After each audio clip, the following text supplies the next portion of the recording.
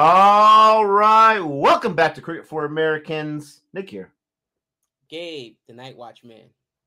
I'll give you a little index finger there. And Gabe and I are together to talk about something historic, ladies and gentlemen. And I already see your comments on the last video I posted. I had to wait till the man Gabe came on for this one because we're talking about history. Bangladesh beats New Zealand in New Zealand on their test tour series, I should say, in New Zealand. And let me tell you one thing. I woke up this morning, first day back at school, after a nice little holiday break, and I'm looking at the scores. I'm seeing India's got like a few balls left in their match. And I'm like, Bangladesh, they had just started their second innings, and they're only 20 runs away from winning? What is going on? Because I was following earlier, I think it was day 3, when New Zealand or something like that, they got like day 1 or 2, they got their 328. I'm like, oh, Bangladesh, no offense, but this one's over. And then Bangladesh put up 460 some odd points, some odd runs, and they 458. They ended up shellacking New Zealand in New Zealand. What do you think about that, Mr. Game? You know, I want to go back, Nick. I want to go back to about a week ago, maybe 2 weeks ago, snap. actually. Here you go. When we posted our video about 83. And what I mentioned to them there in the video, to the CFA community and even Boring Reviews community, right, was that I love this film. And there were different opinions or whatever, but the biggest thing about sports films is that it inspires.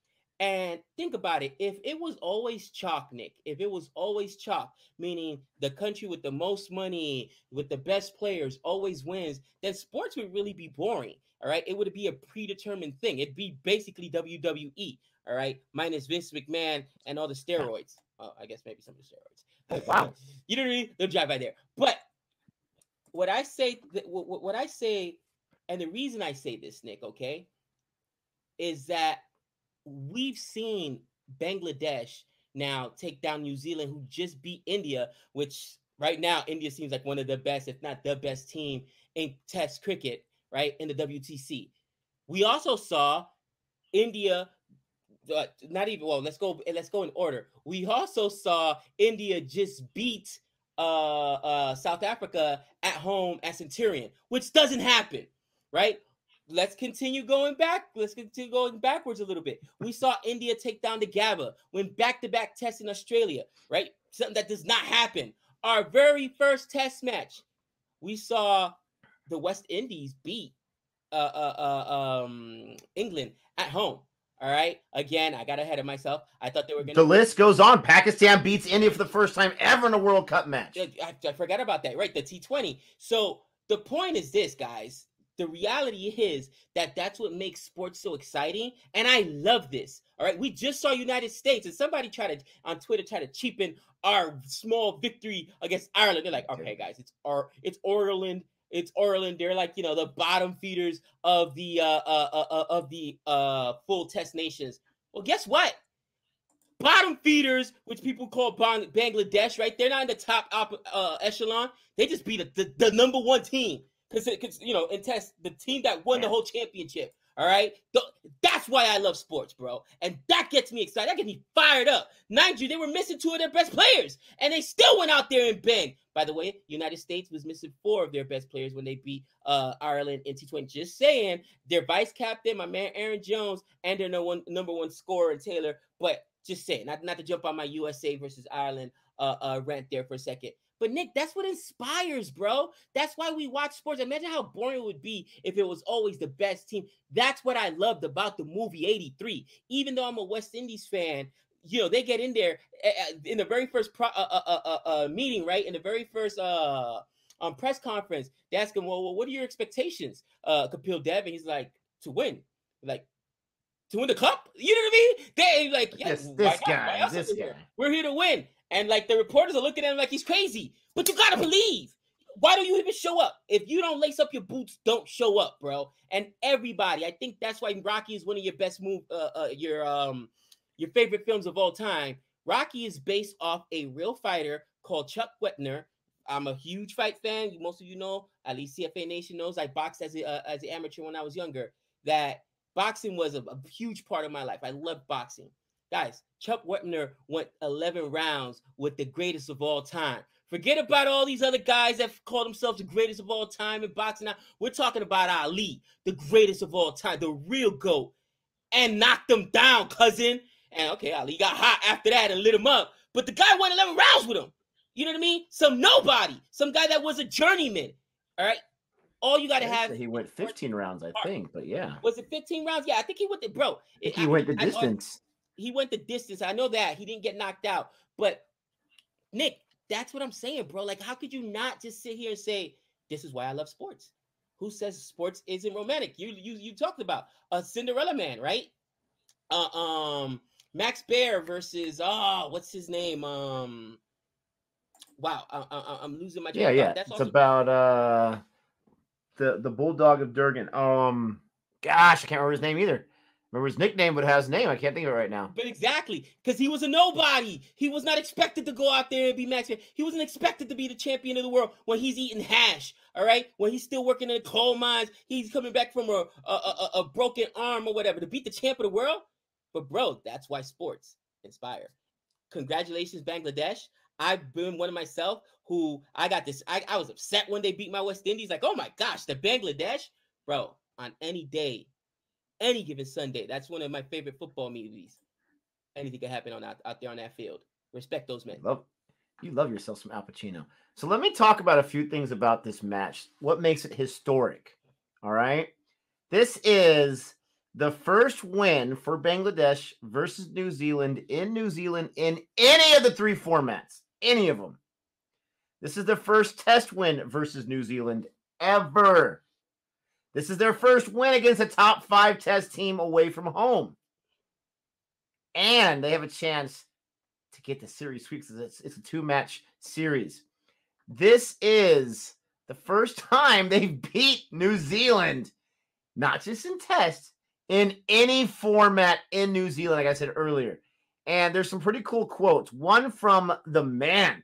He's the newest legend that we have in the sport of cricket, Ebadat Hussain, who got himself 6 wickets, 5 of which in that second innings, 5 batters in a row. Not on 5 balls, but 5 batters in a row. He went to the heart of that lineup. He said, sit down, sit down. I told you to sit down. All of them, he told them to sit down. I love his quote right here. He said, we have come here for the last 11 years and not won a game. Think about how detrimental that would be, how debilitating, whatever that phrase is, how that would destroy your spirit. When we came this time, we set a goal and we said to ourselves, we can do it. New Zealand are test champions, and if we beat them, it'll inspire the next generation to do the same. I love that so much, and I would love it even more if those words were said, which they probably were before the match. Let's not just shock the world. Let's go and inspire an entire generation. These guys just beat India in the WTC. They are the first ever, the inaugural test champions. And we're in their home, and we took it to them. Now, I don't want to hear there's no King Williamson. They played New Zealand, and they beat New Zealand in New Zealand. It's absolutely unbelievable. But I love what he says there. And it reminds me of Miracle. It reminds me of Herb Brooks' speech. He's like, if we play him 10 times, we'd probably lose 9. But not this time. Not tonight. I love that so much because you've got to believe it before you achieve it. And that might be some lame cliche that you see on posters, but it's true. And let's talk about a few of these performances because, again, New Zealand was up for 328. They had their man Conway, the South African Conway, 122. He got 122. Will Young got 52. Henry Nichols got 75. Just those 3 guys alone, by my math, is about 300, right? Or 250 or some crazy number, right? But then to answer that, they got punched in the mouth, but you got Hassan Joy, 78. Shanto, 64. Monanol, 88. Das, 86. And Hassan almost got a 50. You almost had 5 half centuries in New Zealand after New Zealand put up a big score, 328, which should be good enough. And then they bowl them out for 169 in the second innings, for crying out loud, where they were able to take their time. They were able to close out. They still lost 2 wickets. But Bangladesh just did something that they've never done before. And once again, we take all the credit because CFA Nation, in our existence, amazing things happen. It's just unbelievable. And I love what you said there about how this is sports. I mean, shame on us the next time we watch the series like what's going on now with the Ashes, the fourth match, where it's foregone conclusion, England's going to lose it. Shane must even think that because you just never. Now, I'm pretty sure I know about that one, but you just never know. Wow. Nick, honestly, I think that when you talk about cricket, this is good. Okay, this is good for the game of cricket. And, Absolutely. I'm telling you, New Zealand fans, don't fret. Don't fret, okay? You guys are perfectly fine. You just won a test championship in the WTC, all right? You were in an ODI championship that you should have won, let's be honest, against England if it wasn't for some shenanigans with the short run there and the Ben Stokes, inadvertent dive, whatever. But you could never let that go.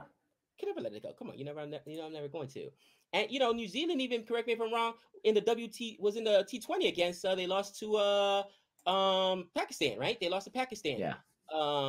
And you were there in the final four. You were the last of the Mohicans up there. So it's not like New Zealand Test has completely fallen off. Devin Conway came back and gave you a $122. All right. Yeah. No, Williamson won't always be there. Listen. A Kohli-less India team took down the Gabba. That's just real. All right. A Kohli-less, by the way, Kohli and Rohit Sharma both out that first game, and they just took down the Centurion. So it can happen. You play with the guys that are there. All right. You play with the guys that are there, the guys that made the play in 11, the guys that are healthy, and no excuses, right? Again, Bangladesh was missing a couple of players. I think that it's good, and the reason for this, Nick, is because it gets more competitive. Balance in a league is always good. And listen, I'm the first to tell you that as a Yankees fan, do I hate the fact that the Yankees haven't won a World Series in 10 years? Yeah, I do. Okay. But when the Yankees were there, literally it seemed like every year, what was it, 6 times in 10 years or 7 times in 10 years, won, 6 titles in 10 years? Like, it gets boring. That's why people hated the Patriots, all right? The best thing that happened to the NFL was Tom Brady leaving the New England Patriots and now going to Tampa Bay and winning down there. Why? Because you just revived a different franchise. And you've got to give life to these other test playing nations, Nick, to keep Test alive there. Because if not, it's going to die, okay? We're not just going to go be people's doormats. So if you keep the leagues competitive, they survive. When it's only the same 2 or 3 teams that are winning all the time, people feel like, well, what are we, little brothers or second fiddle? So I think that, and even something as trivial as the United States beating a full test nation in Ireland in one game, right, or splitting that series in T20, still opens the door for other nations to want to come in. That was really what's important about it, because the United States had already played the Canadas, the Argentinas, those teams or whatnot, beat those as well. So it really brings in more people to the sport. And that's what you need for a sport to survive. You need more exposure. You need more markets, right, to expand into. And not that Test wasn't already big in Bangladesh or cricket wasn't big in Bangladesh, but bro, now cricket is big in Bangladesh. Like you said, this is gonna inspire our next generation to say, "Yo, we belong, cousin. We belong." And that's, bro, I take my hat off to him. Listen, I can see it because we've heard it before in sports. We're already kind of old. We're gonna be much older, right? I can see it 20 years from now. Some kids say, or interviewing a cricketer, why'd you decide to play cricket? That win against New Zealand inspired me to play for my country. And I took it seriously. I can see it, and I can't wait to see it. And I'm excited to see what Bangladesh does next. I saw someone else that it might be their first win outside Asia. I don't know if that's true. That's just crazy to me. That's just crazy. And a lot of people here on CFA Nation, props to you, are saying that they're up and coming. You had that. Very, very nice. Please don't forget to like and subscribe. Let us know what you think about this historic win. History has been made.